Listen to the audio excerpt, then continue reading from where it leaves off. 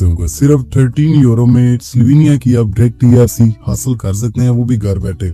तरीकाकार बहुत आसान है, मैं आपको कंप्लीट डिटेल आज की वीडियो में बताऊंगा कि 13 यूरो में आप घर बैठे स्लोवेनिया की टीआरसी कैसे हासिल कर सकते हैं।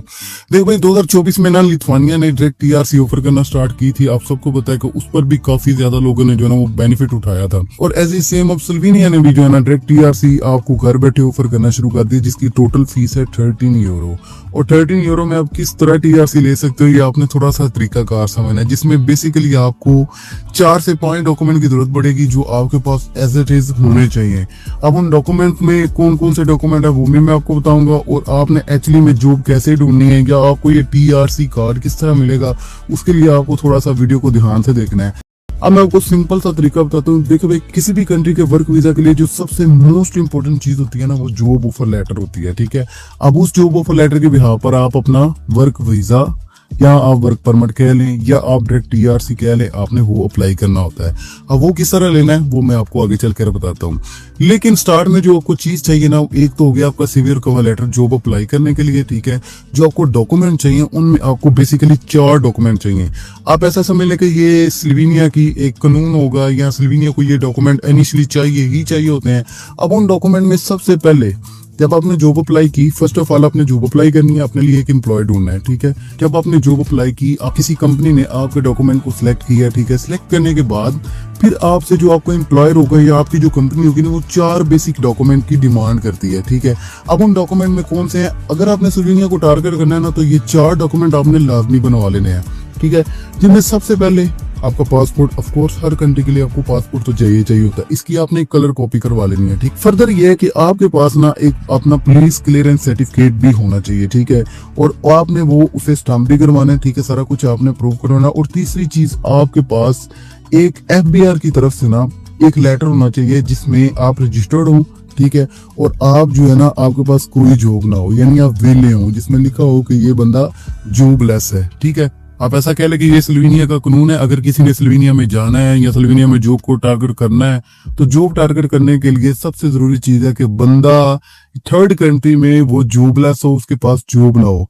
और चौथी चीज आ जाती है एफिडेविट, ठीक है। आप बिल्कुल सच कह रहे हैं, ठीक है, कोई इसमें झूठ फ्रॉड नहीं है। ये 4 डॉक्यूमेंट, 4 तरह के डॉक्यूमेंट आपने रेडी करने हैं, जिसमें आपका पासपोर्ट है, आपका पुलिस क्लियरेंस सर्टिफिकेट है, एफबीआर से जॉबलेस का लेटर और आपने एक एफिडेविट देना है।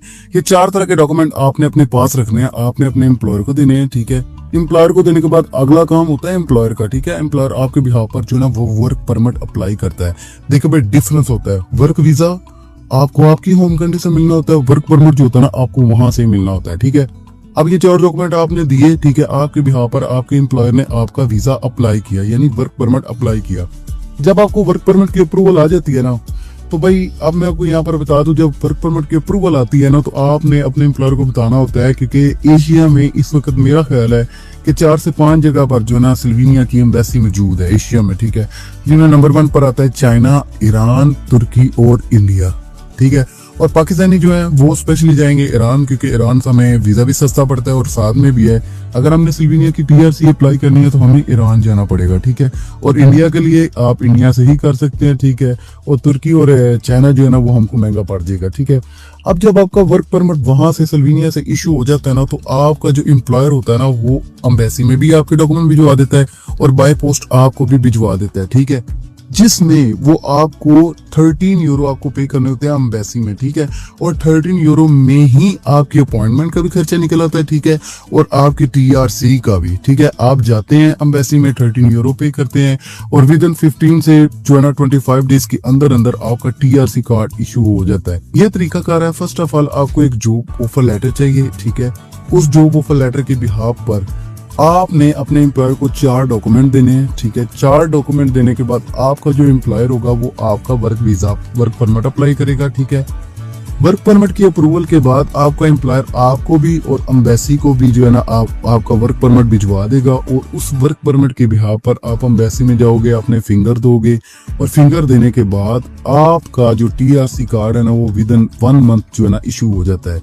ये तरीकाकार है स्लोवेनिया में जॉब हासिल करने का। अगर आप इंटरेस्टेड हैं तो अब जॉब ऑफर लेटर किस तरह लेनी है तो आपको भाई नीचे जो है ना लिंक जो डिस्क्रिप्शन में मौजूद है, ठीक है, आप वहां पर क्लिक करें, अपने सीवी और कवर लेटर के साथ धड़ाधड़ अप्लाई करना स्टार्ट कर दे, ठीक है। लेकिन अपनी रेलिवेंट जॉब के हिसाब से अपना बेहतरीन अच्छा यूरो पर सीवी बनाएं, ठीक है।